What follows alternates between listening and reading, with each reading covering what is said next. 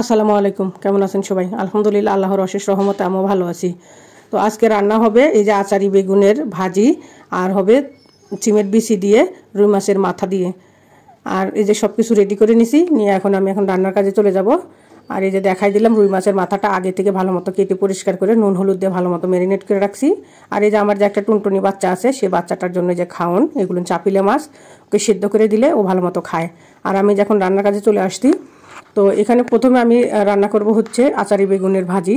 সেটা একটু জিরা ফোড়ন আর হচ্ছে পেঁয়াজ কাঁচামরিচ দিয়ে ভেজে নিচ্ছি। নিয়ে তারপরে একটু লাল লাল হয়ে গেলে তখন এই যে মনে ছিল না আর কি, আচারি বেগুনেতে পাঁচফোড়নটা দিলে গ্রানটা খুবই ভালো হয়, খেতেও কিন্তু খুবই টেস্ট হয়। আর আমি নুন দিয়ে দিলাম, দিয়ে এই যে একটু ভাজা ভাজা করে নিয়ে আর আলুগুলো আগে দিয়ে দিলাম। তো আলুগুলো যেহেতু একটু শক্ত সবজি, আর হচ্ছে এটা সেদ্ধ হতেও একটু সময় লাগে, আর বেগুন তো তাড়াতাড়ি সিদ্ধ হয়ে যায়। এর জন্য আগে থেকে দিয়ে একটু নুন হলুদ দিয়ে এই যে ভালো মতো ভাপায় রাখলাম একটু অল্প কিছু সময়, যাতে কিছু পার্সেন্ট সেদ্ধ হয়ে যায়।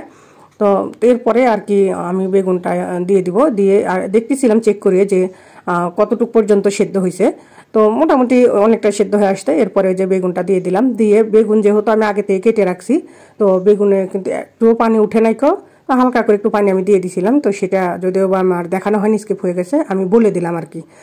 এই যে দেখেন মোটামুটিটা সেদ্ধই হয়ে গেছে। তো আমি বারবার নাড়াচাড়া করে করে একেবারে দেখেন খুচা খুচা একেবারে সুন্দর করে লাল লাল হয়ে গেছে। আর ভাজিটা কিন্তু দেখতে যতটা সুন্দর হয়েছে, খেতে কিন্তু ততটা টেস্ট হয়েছিল। আর এই যে দেখেন একেবারে ফাইনাল লুক আমি দেখাই দিলাম। আর আমি এখন এই যে চলে আসলাম সেই মাছের মাথাটা সুন্দর মতো আগে একেবারে মচমচা তেলে লাল লাল করে ভেজে নিব। আর আমার সেই কাঙ্ক্ষিত কড়াইটা, এই কড়াইয়ের মধ্যে আমার রান্না করতে এত ভালো লাগে। আর আমার টুসুমনির বাবা আমাকে সবসময় বলে, তোমার আর রান্না করার কোনো কিছু নেই নাকি, তুমি শুধু এই কড়াইতে রান্না করো? তো তোমার অডিয়েন্সরা কি বলবে যে কোনো কিছু নেই ঘরে, এর জন্য আর কি তুমি এই কড়াইতে রান্না করো? তো আসলে যে কোনো লোকের পছন্দর কিন্তু একটা জিনিস থাকে। তো সেই পছন্দের মধ্যে আমার এই কড়াই একটা। দেখেন আমি যা রান্না করতেছি মনে হচ্ছে যে প্যানের মতো, একটাও লাগে না কোথাও তেল তেলে একেবারে। মাছ ভাজতে গেলে কিন্তু সাধারণত সামান্য একটু 19-20 হলে ভেঙে যায় বা অনেক ঝামেলা হয়। আর দেখলেন কীভাবে আমি ভাজিটা করলাম মাছটা।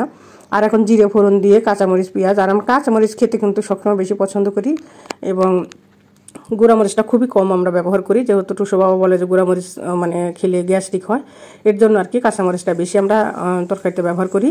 তো এই যে আমি নুন দিয়ে পেঁয়াজটা ভেজে নিয়ে এরপরে এই যে হলুদ, অল্প করে একটু গুঁড়ামরিচ, আর হচ্ছে একটু মিক্স মশলা ধনিয়া গুঁড়া দিয়ে, আর আদাটা তো আগেই দিয়ে দিয়েছিলাম যেহেতু কাঁচা গন্ধটা যাতে না থাকে এর জন্য আর কি, দিয়ে এই যে মশলাটা একটু পানি দিয়ে ভালো মতো কষা নিলাম। একেবারে দেখেন উপরে তেল উঠে আসছে।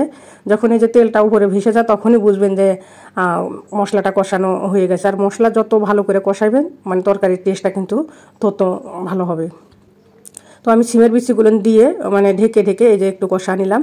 নিয়ে এখন আমি সেই ভেজে রাখা মাছগুলো দিয়ে আমি এই ভালো মতো আর একটু কষায় নেব। নিয়ে আর কি এর মধ্যে একটু টমেটো দিয়ে দেবো, একটা ছোটো সাইজের একটা টমেটো ছোটো ছোটো করে কেটে রাখছি, সেই টমেটোটাও দিয়ে এরপরে আর কি এই যে ঢেকে রাখবো। ঢেকে একটু কষায় নিয়ে তারপরে আমি এখানে আমার পরিমাণ মতো আমি ঝোলটা দিয়ে দেবো। যাই যেরকমভাবে খেতে পছন্দ করেন সে ওরকমভাবে দিয়ে দিবেন। এটা আসলে আমি রান্না শেখাচ্ছি না কাউকে, এটা রান্না হচ্ছে একটা আর্ট। যাই তাইভাবে রান্না করে যে যেভাবে খেতে ইচ্ছা করে পছন্দ করেন, ওইটাই, এটা একটা শিল্প। তো যাই হোক আমি আমার প্রয়োজন মতো আমি ঝোল দিয়ে এরপরে এই যে দেখেন একেবারে তরকারিটা প্রায় হয়ে আসতে দেখেন ঝোলটা অনেকটা গাঢ় হয়ে আসতে। আর আমি এখন একটু ভাজা জিরার গুঁড়া দিয়ে দিলাম একটু ঘ্রাণটা ভালো হওয়ার জন্য, যেহেতু এটা মাছ বা একটা দেখেন মুড়ি ঘন্টার মতো দেখাচ্ছিল। তো আমার রান্নাটা কিন্তু হয়ে গেছে। আমি এখন একটা ছোট একটা গাবলার মধ্যে বা বলের মধ্যে বা মিক্সি বল যেটাই বলেন না কেন সেটার মধ্যে সার্ভ করে নিব, একেবারে ঢেলে সুন্দর করে নিয়ে। এই যে দেখেন আমার রান্নাটা দেখতে যতটা সুন্দর হয়েছে, খেতে কিন্তু ততটাই টেস্ট হয়েছে। তো যদিও বা আমি ফার্স্ট টাইম সিমের বিচি দিয়ে খাচ্ছিলাম। তো এই আমার সুতমাটাও একটু দেখাই দিলাম। এটা আমি ইফতারের পরে আর কি কিছু দুঃখের কথা শেয়ার করতেছিলাম আপনাদের সাথে, যে রমজান মাস শেষ হয়ে যাচ্ছে, এখন পর্যন্ত কোনো মার্কেট করতে পারি নাই। তো এরকম আসলে কার কার হয়েছে অবশ্যই আমাকে জানাবেন। আমার এখনও মার্কেট হয় নাই, যদি আল্লাহ নসিবে লিখে থাকেন অবশ্যই হবে। তো সবাই ভালো থাকবেন, সুস্থ থাকবেন। আল্লাহ হাফেজ, আসসালামু আলাইকুম।